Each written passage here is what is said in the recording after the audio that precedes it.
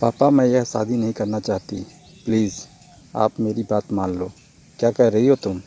आखिर क्या कमी है मुनेंद्र में? भरा पूरा परिवार है, खेत खलिहान है उसके पास, 2 मंजिले मकान का मालिक है। घर में कोई कमी नहीं, हमारी टक्कर के लोग हैं।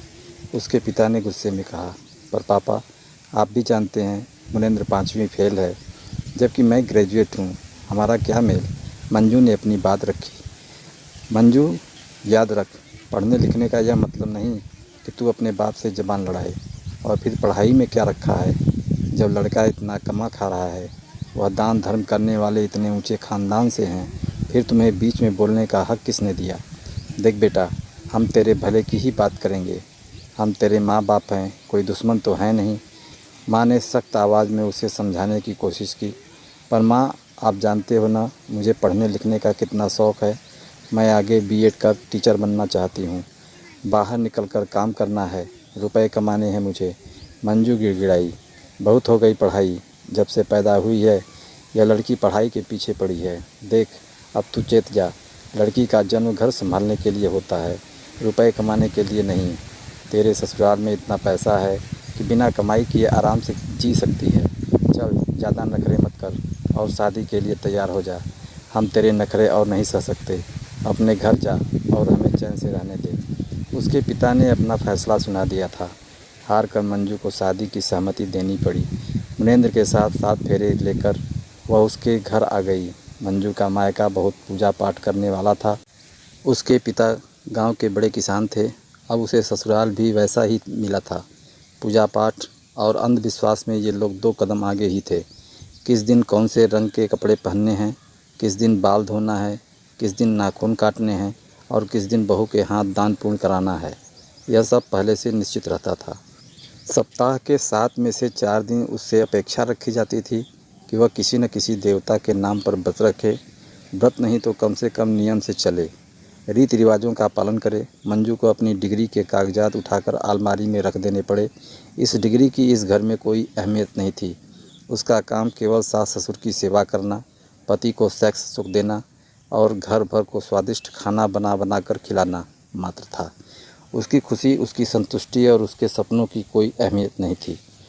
समय इसी तरह गुजरता जा रहा था। बहुत बुझे मन से मंजू अपनी शादीशुदा ज़िंदगी गुजार रही थी।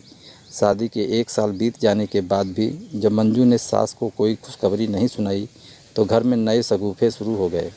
सास कभी उसे बाबा के पास ले जाती तो कभी टोटके करवाती, कभी भस्म खिलाती तो कभी पूजा पाठ रखवाती। लंबे समय तक इसी तरह बच्चे के जन्म की आस में परिवार वाले उसे टार्चर करते रहे। मंजू समझ नहीं पाती थी कि आखिर इस अनपढ़, जाहिल और अंधविश्वासी परिवार के साथ कैसे निभाए। इस बीच खाली समय में बैठे बैठे उसने फेसबुक पर एक लड़के अंकित से दोस्ती कर ली। अंकित पढ़ा लिखा था और उसी की उम्र का भी था। दोनों बैचमेट थे। उसके साथ मंजू हर तरह की बातें करने लगी। अंकित मंजू की मदद करने के लिए हमेशा तैयार रहता, उसे नई नई बातें बताता। दोनों के बीच थोड़ा बहुत अट्रैक्शन भी था, मगर अंकित जानता था कि मंजू विवाहित है, तो वह कभी अपनी सीमा रेखा नहीं भूलता था। एक दिन उसने मंजू को बताया कि वह सिंगापुर अपनी आंटी के पास रहने जा रहा है। उसे वहाँ जॉब भी मिल जाएगी। इस पर मंजू के मन में भी उम्मीद की एक किरण जागी। उसे लगा जैसे वह इस सारे झमेलों से दूर हो किसी और दुनिया में अपनी ज़िंदगी की शुरुआत कर सकती है। उसने अंकित से सवाल किया, क्या मैं तुम्हारे साथ सिंगापुर चल सकती हूँ? पर तुम्हारे ससुराल वाले तुम्हें जाने की अनुमति दे देंगे? अंकित ने पूछा। मैं उनसे अनुमति मांगने जाऊंगी भी नहीं, मुझे तो बस यहाँ से बहुत दूर निकल जाना है, मंजू ने बिंदास होकर कहा। इतनी हिम्मत है तुम्हारे अंदर? अंकित को विश्वास नहीं हो रहा था। हाँ, बहुत हिम्मत है। अपने सपनों को पूरा करने के लिए मैं कुछ भी कर सकती हूँ। तो ठीक है, मगर सिंगापुर जाना इतना आसान नहीं है। पहले तुम्हें पासपोर्ट, वीज़ा वगैरह तैयार करवाना पड़ेगा। उसमें काफ़ी समय लग जाता है। वैसे मेरा एक फ्रेंड है जो यह काम जल्दी कराने में मेरी मदद कर सकता है, लेकिन तुम्हें इसके लिए सारे कागजात और पैसे लेकर आना पड़ेगा। कुछ औपचारिकताएं हैं, उन्हें पूरी करनी होगी। अंकित ने समझाया। ठीक है, मैं कोई बहाना बनाकर वहां पहुंच जाऊंगी। मेरे पास कुछ गहने पड़े हैं, उन्हें ले आऊंगी। तुम मुझे बता दो कब और कहां आना है। अगले ही दिन मंजू कॉलेज में सर्टिफिकेट जमा करने और सहेली के घर जाने के बहाने घर से निकली और अंकित के साथ पहुंच गई। दोनों ने फटाफट सारे काम किए और मंजू वापस लौट आई। घर में किसी को कानो कान खबर भी नहीं हुई कि वह क्या कदम उठाने जा रही है। इस बीच मंजू चुपके चुपके अपनी पैकिंग करती रही और फिर वह दिन भी आ गया जब उसे सबको अलविदा कहकर बहुत दूर निकल जाना था। अंकित ने उसे व्हाट्सएप ऐप पर सारे डिटेल भेज दिए थे। शाम के 7 बजे की फ़्लाइट थी। उसे 2-3 घंटे पहले ही निकलना था। उसने अंकित को फ़ोन कर दिया था। अंकित ठीक 3 बजे गाड़ी लेकर उसके घर के पीछे की तरफ खड़ा हो गया।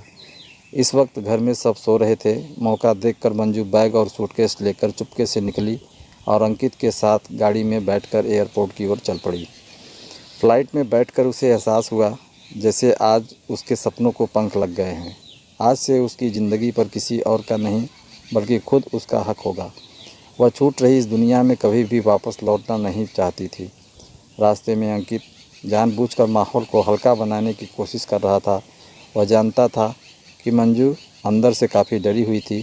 अंकित ने अपनी जेब से कई सारे च्युइंगम निकालकर उसे देते हुए पूछा, तुम्हें च्युइंगम पसंद है? मंजू ने हंसते हुए कहा, हाँ बहुत पसंद है। बचपन में पिताजी से छिपकर ढेर सारी च्युइंगम खरीद लाती थी, पर अब भूल जाओ, सिंगापुर में च्युइंगम नहीं खा पाओगी। ऐसा क्यों? क्योंकि वहाँ च्युइंगम खाना बैन है। सफाई को ध्यान में रखते हुए सिंगापुर सरकार ने साल 1992 में च्युइंगम बैन कर दिया था। अंकित के मुंह से यह सब बात सुनकर मंजू को हंसी आ गई। चेहरा बनाते हुए बोली, हाय यह वियोग मैं कैसे सहूँगी, जैसे मैं सहता हूँ। कहते हुए अंकित भी हंस पड़ा। वैसे वहाँ की और क्या खासियतें हैं? मंजू ने उत्सुकता से पूछा। वहाँ की नाइट लाइट बहुत खूबसूरत होती है। वहाँ की रातें लाखों टिमटिमाती डिजाइनर लेज़र लाइटों से लैस होती हैं, जैसे रोशनी में नहा रही। तुम्हें पता है, सिंगापुर हमारे देश के एक छोटे से शहर जितना ही बड़ा होगा, लेकिन वहाँ की सड़कें, शांत हरा भरा वातावरण किसी का भी दिल जीतने के लिए काफ़ी है। वहाँ संस्कृत के अनोखे और विभिन्न रंग देखने को मिलते हैं। वहाँ की शानदार सड़कों और गगनचुंबी इमारतों में एक अलग ही आकर्षण है। सिंगापुर में सड़कों और अन्य स्थलों पर लगे पेड़ों की खास देखभाल की जाती है और उन्हें एक विशेष आकार दिया जाता है। यह बात इस जगह की खूबसूरती को और भी बढ़ा देता है। ग्रेट, पर तुम्हें इतना सब कैसे पता? पहले आ चुके हो लगता है। हाँ, आंटी के यहाँ कई बार आ चुका हूँ। सिंगापुर पहुंचकर अंकित ने उसे अपनी आंटी से मिलवाया। 2-3 दिन दोनों आंटी के पास ही रुके। आंटी ने मंजू को सिंगापुर की लाइफ और वर्क कल्चर के बारे में विस्तार से समझाते हुए कहा, वैसे तो तेरी जितनी शिक्षा है वह कहीं भी गुजर बसर करने के लिए काफ़ी है, पर याद रख तू फ़िलहाल सिंगापुर में है और वह डिग्री भारत की है, जिसका यहाँ ज़्यादा फ़ायदा नहीं मिलने वाला। तेरे पास जो सबसे अच्छा विकल्प है वह है हाउस होल्डर वर्क की। सिंगापुर में घर संभालने के लिए काफ़ी अच्छी सैलरी मिलती है। वैसे कपल्स जो दिन भर ऑफिस में रहते हैं उन्हें पीछे से बच्चों और बुज़ुर्गों को संभालने के लिए किसी की ज़रूरत पड़ती है। यह काम तू आसानी से कर सकेगी। बाद में काम करते करते कोई और अच्छी जॉब भी ढूंढ सकती है। मंजू को यह आइडिया पसंद आया। उसने आंटी की ही एक जान पहचान वाली के यहाँ बच्चे को संभालने का काम शुरू किया। दिन भर पति पत्नी ऑफिस चले जाते थे, पीछे से वह बेबी को संभालने के साथ घर के काम करती। इसके लिए उसे भारतीय रुपयों में 20,000 रुपये मिलते थे। खाना पीना भी घर में ही था। ऐसे में वो सैलरी का ज़्यादातर हिस्सा जमा करने लगी। धीरे धीरे उसके पास काफ़ी रुपए जमा हो गए। घर में सब उसे प्यार भी बहुत करते थे। बच्चों का ख्याल रखते रखते वह उनसे गहराई से जुड़ती चली गई थी। अब उसे अपनी पुरानी ज़िंदगी और उस ज़िंदगी से जुड़े लोग बिल्कुल भी याद नहीं आते थे। वह अपनी नई दुनिया में बहुत खुश थी। अंकित जैसे सच्चे दोस्त के साथ साथ उसे एक पूरा परिवार भी मिल गया था। अपनी मालकिन सीमा की सलाह पर मंजू ने एडवांस कंप्यूटर कोर्स भी ज्वाइन कर लिया, ताकि उसे समय आने पर कोई अच्छी जॉब का मौका भी मिल जाए। वह अब सिंगापुर और यहाँ के लोगों से भी काफ़ी हद तक परिचित हो चुकी थी। यहाँ के लोगों की सोच और रहन सहन उसे पसंद आने लगी थी। यहाँ का साफ़ सुथरा माहौल उसे बहुत अच्छा लगता। अंकित से भी उसकी दोस्ती काफ़ी खूबसूरत मोड़ पर थी। अंकित को जॉब मिल चुकी थी और वह एक अलग कमरा लेकर रहता था। हर रविवार जिद करके वह मंजू को आसपास घुमाने भी ले जाता। वह मंजू की हर तरह से मदद करने को हमेशा तैयार रहता। कभी कभी मंजू को लगता जैसे वह अंकित से प्यार करने लगी है। अंकित की आंखों में भी उसे अपने लिए वही भाव नज़र आते, मगर सामने से दोनों ने ही एक दूसरे से कुछ नहीं कहा था। एक दिन शाम में अंकित उससे मिलने आया। उसने घबराए हुए स्वर में मंजू को बताया, मंजू, तुम्हारे पति को कहीं से खबर लग गई कि तुम मेरे साथ कहीं दूर आ गई हो। दरअसल किसी ने तुम्हें मेरे साथ एयरपोर्ट के पास देख लिया था। यह सुनकर तुम्हारा पति मेरे भाई के घर पहुंचा और डरा धमका कर सच उससे उगलवा लिया कि हम सिंगापुर में हैं। दोनों को यह लग रहा है कि तुम मेरे साथ भाग आई हो सकता है कि तुम्हारा पीछा करते करते वे यहाँ भी पहुँच जाएं, लेकिन उनके लिए सिंगापुर आना इतना आसान तो नहीं, और यदि वे यहाँ आ भी जाते हैं तो उससे पहले ही मुझे यहाँ से निकलना पड़ेगा। हाँ, पर तुम जाओगी कहाँ? चिंतित स्वर में अंकित ने पूछा। ऐसा करो मंजू, तुम मलेशिया निकल जाओ। वहाँ मेरी बहन रहती है। उसके घर में बूढ़े सास ससुर हैं और एक छोटा बेबी है। जीजू और दीदी जॉब पर जाते हैं। पीछे से सास बेबी को संभालती है, मगर अब उनकी भी काफ़ी उम्र हो चुकी है। तुम कुछ दिनों के लिए उनके घर में फैमिली मेम्बर की तरह रहो। मैं तुम्हारे बारे में उसे सब कुछ बता दूंगी। तुम बेबी संभालने का काम कर लेना। बाद में जब तुम्हारे पति और भाई यहाँ से चले जाएं तो वापस आ जाना। अंकित तुम्हें वहाँ भेजने का प्रबंध कर देगा। सीमा ने समाधान सुझाया। मंजू ने अंकित की तरफ देखा। अंकित ने हामी भरते हुए कहा, डोंट वरी मंजू, मैं तुम्हें सुरक्षित मलेशिया तक पहुँचाऊँगा, मगर वीज़ा बनने में कुछ समय लगेगा। तब तक तुम्हें यहाँ छिप कर रहना होगा। हाँ अंकित, मुझे अपनी पढ़ाई भी छोड़नी होगी। मैं नहीं चाहती कि मेरा पति या भाई मुझे पकड़ लें और फिर से उसी नरक में ले जाएं जहाँ से बचकर मैं आई हूँ। I will be grateful to you Ankit. Okay, तुम डरो नहीं, मैं इंतज़ाम करता हूँ। कहकर अंकित चला गया और मंजू उसे जाता देखती रही। फिर वह सीमा के गले लग गई। सीमा बड़ी बहन की तरह प्यार से उसका माथा सहलाने लगी। इस बात को कई दिन बीत गए। एक दिन मंजू कंप्यूटर क्लास से निकलने वाली थी कि उसे अपने भाई की शक्ल वाला लड़का नजर आया। वह इस बात को मन का भ्रम मानकर आगे बढ़ने को हुई कि तभी उसे भाई के साथ अपना पति मुनेंद्र भी नजर आ गया। मंजू वहीं ठहर गई। वह नहीं चाहती थी कि उन दोनों को उसकी झलक भी मिले। उसका पति और भाई इधर उधर देखते दूसरी सड़क पर आगे बढ़ गए तो वह दुपट्टे से चेहरा ढककर बाहर निकली और तेज़ी से अपने घर की तरफ चल दी। उसे बहुत डर लग रहा था। वह समझ गई थी कि उसका भाई और पति उसकी तलाश में सिंगापुर पहुंच चुके हैं और अब यहाँ उसका बचना मुश्किल है। घर आकर उसने सारी बात सीमा और अंकित को बताई। जाहिर था कि अब मंजू का सिंगापुर में रहना खतरे से खाली नहीं था।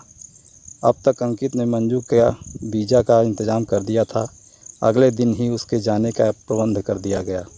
अपना सामान पैक करते समय मंजू सीमा के गले लगकर देर तक रोती रही। बच्चे भी मंजू को छोड़ने को तैयार नहीं थे। छोटी परी ने तो उसे कसकर पकड़ लिया और कहने लगी, नहीं दीदी, आप कहीं नहीं जाओगे हमें छोड़कर। मंजू का दिल भर आया था।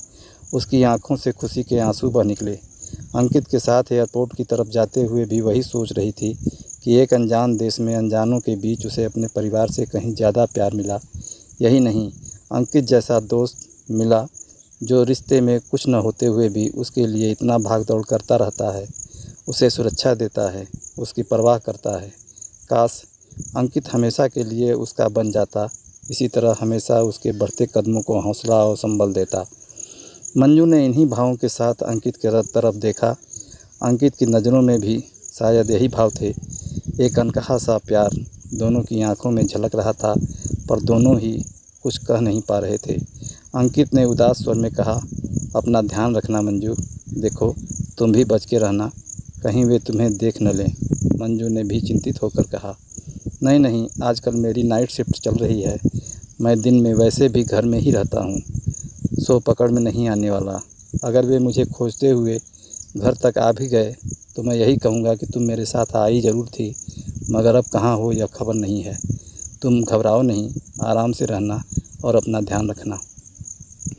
मलेशिया की फ़्लाइट में बैठी हुई मंजू का दिल अभी भी अंकित को याद कर रहा था। शायद वह अंकित से दूर जाना नहीं चाहती थी।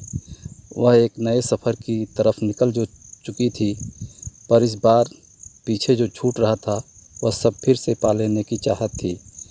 तो दोस्तों, आशा करता हूँ ये कहानी आपको पसंद आई होगी। पसंद आई है तो कमेंट बॉक्स में हमें ज़रूर बताइएगा और चैनल को सब्सक्राइब कीजिए, लाइक कीजिए और दोस्तों में शेयर कीजिए। कहानी सुनने के लिए आपका बहुत बहुत धन्यवाद।